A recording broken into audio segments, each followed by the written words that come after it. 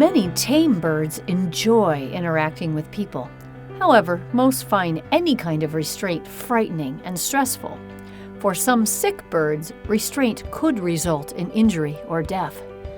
Restraint may become necessary when owners need to administer first aid, remove a bird quickly from an unsafe situation, or assess an injury.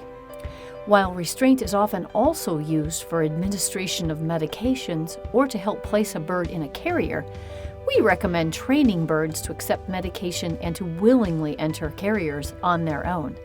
While restraint is also used for giving oral medications, we recommend training birds ahead of time to accept medications willingly on their own without restraint. Please see our bird training video series to learn more about this topic, as well as training birds to go into carriers and to accept towel restraint when needed. When restraint is necessary, knowing safe techniques is extremely important. First, it's important to understand that birds breathe by expanding their body cavity, called the coelom. This causes air to enter the trachea, much like a bellows. Compression of the body cavity can impede the bird's ability to breathe.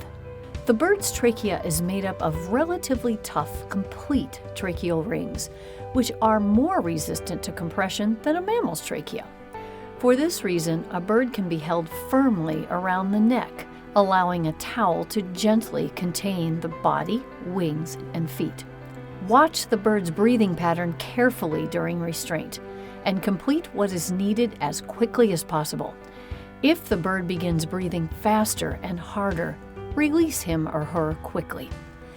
When your bird will not willingly take oral medications, restrain carefully. Then introduce the syringe into the side of the bird's beak. Some powerful birds may break the syringe, so use caution. Use the fingers of your restraining hand to prevent excessive movement of the head if necessary. Deliver the medication one drop at a time and allow the bird time to swallow. Contact your avian veterinarian right away if you have any questions on the proper way to restrain a bird in an emergency or when it's medically necessary.